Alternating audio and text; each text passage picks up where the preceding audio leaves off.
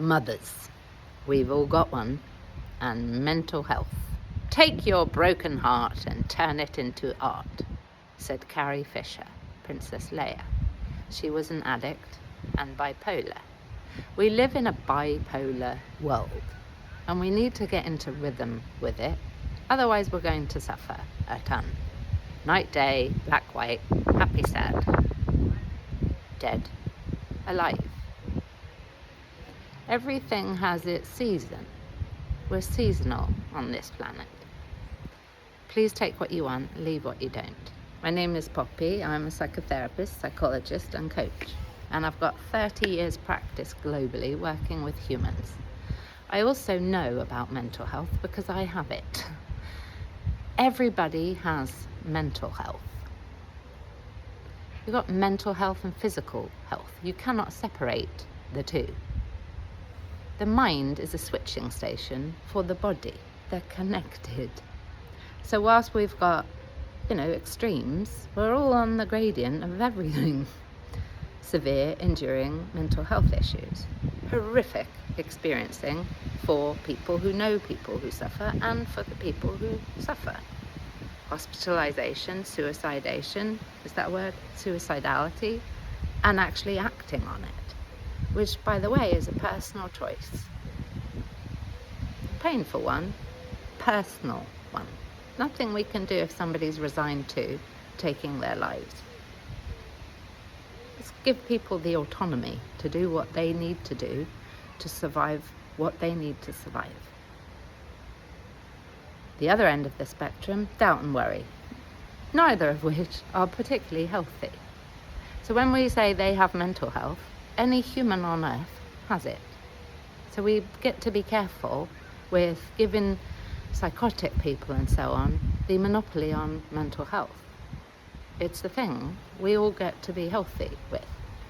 Generally speaking, we're not very well in our heads. The things we think about, the things we do, the things we normalize, to stick stuff in your body, and some of us are proud of that, and some of us just are like, they've had a boob job and so on. We're changing our whole being based on, in my mind, the fact that we think we're more worthy if we look differently. That's devastating. And in my mind, it's an avoidance strategy when we do that stuff to the actual issue, which is we fear that we're not worthy of love. If you have someone in your life, I'm going to give you some insights and a strategy, I suppose, who's not well, or you're not well. Firstly, let's be kind. We've all got what we've got in life. Time, our most precious commodity, and attitude probably closely follows that. Our attitude to something. We can all actually change our personality if we choose. No joke. What we think, what we feel, and what we do with our behaviour makes up the personality. We can think differently, feel differently, and do differently, therefore we are different. It's a practice though, it's a lifestyle. When I practice mental health on myself, it's a lifestyle. I don't do this stuff for a living, it's a lifestyle. And if we'd like to have something, we get to train for it and be around it and practice it.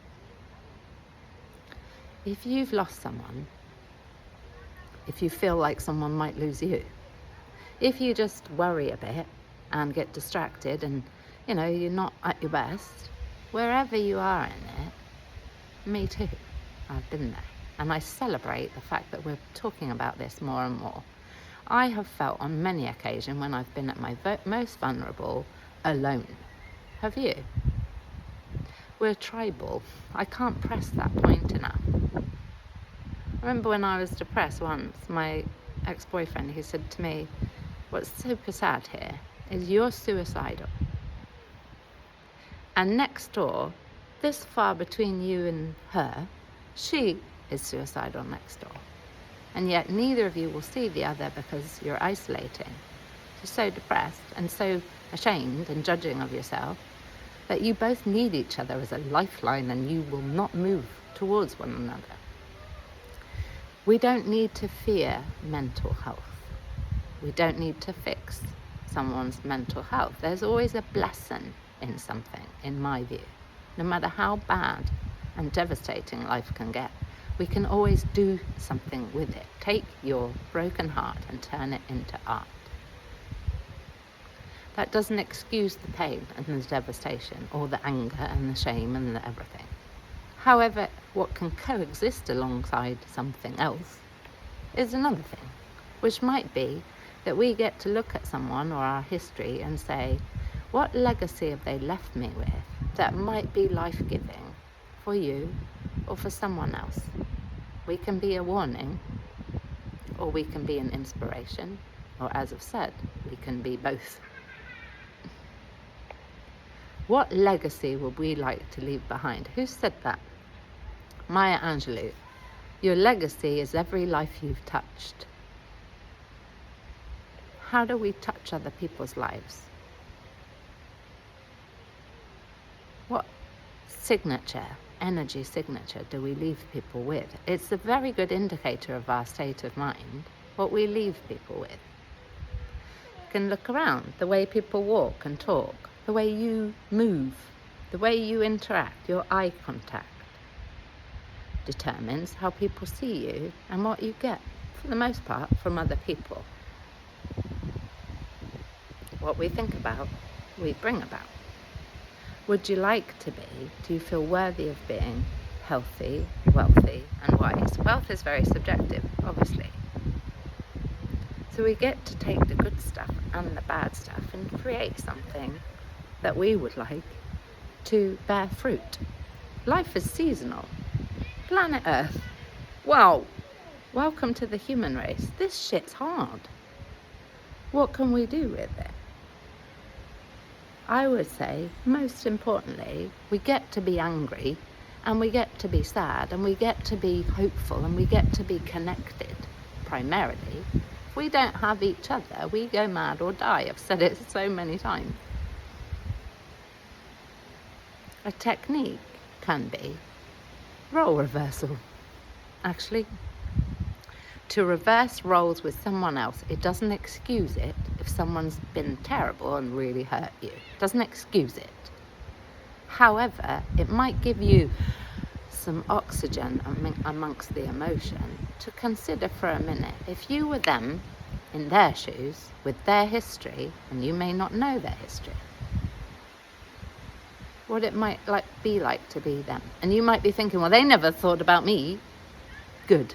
In which case you get to change the trajectory of how you respond to other people's difficulty and behavior. You don't need to become an empath if you're not one, or a therapist if you're not. Well, we're all therapists in my opinion. The greatest therapists in my opinion are bus drivers and taxi men, or women.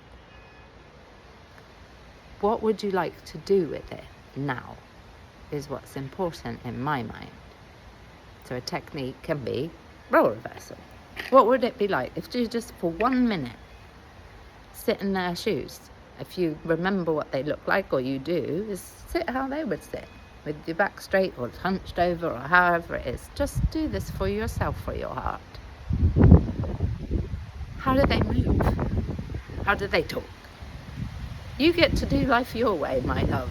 What I know, and why I'm in this profession, is I know that if we cut bits off of us, we're not living to our full who we are, warts and all. We get sick, emotionally or physically, chronically, and actually and ironically, we end up punishing other people because we're doing it. Because we get ill, or we're passive aggressive, or we drink, or we withdraw, or we punish, or we ghost, or we judge. We stack resentment and end up in whatever way coming out and hurting other people, bleeding on other people who did not hurt us. Forgive me, I forget the quote for that. We get to breathe and be compassionate. And you get to ask, okay, with all of this rubbishy stuff that has hurt me, good and bad, bipolar world, what would I like to do with it now? What might be something you could do today, right now, starting now, that would be a different way, a 1% shift about how you see you, how you think of you, and how you see and think of others. It might be that you decide, I learnt this from Wayne Dyer, that today, when you go around the place, or when you watch the TV, or any kind of human or natural interaction, looking at a plant, you do it without judgment of yourself or of others. Is this love, what you're thinking? Is it loving how you talk to you? If it's not, well, you've got issues with your mental health, my love. Welcome to my life. We're all navigating this stuff as best as we can. However, we're better at it if we do it together. You could look at something in nature and tell yourself, the dog's not happy, to do it, look at it without judgment for a minute a day, the rest of your life ideally. Is it love? He's caught up now. He's barking because he's all tied up. That's the point. When we get all tied up in life, we start making noise, whether it's literal noise or some kind of illness noise. So to leave it here, we all have mental health, my loves. Maybe we can send love and light to people who are truly suffering, desperately suffering. It's not personal. We get to be kind to ourselves and others. If there's any greater achievement, I don't know it. To be kind, to lead with your heart, and to learn the skills to protect it, so that you're more prepared to offer it to other people, because you know how to have your back masterfully. My brand is self-mastery, because we get to do this stuff properly into our core, to thrive and be an influence on other people who need you. Everybody needs us here. You're needed. You have a wisdom on you, experiential knowledge, if not academic or anything else ick. You're needed. 150,000 people will die today. Could be me, could be you. Might be someone, you may be expecting it, and my heart goes out to you. For this moment we can breathe. How would you like to spend your next breath? I speak about all kinds of different issues. I'm a clinician. However, freedom of speech, whilst it's an inalienable right that nobody can take from us, in the field of mental health, they don't recognise freedom of speech. So I work independently. I'm not affiliated with any partnerships of governing bodies and so on. They said goodbye to me long ago, and I doubt they'll have me back. Having said that, and with respect, because I get it, we're all different, I get to be me, and I get to be free.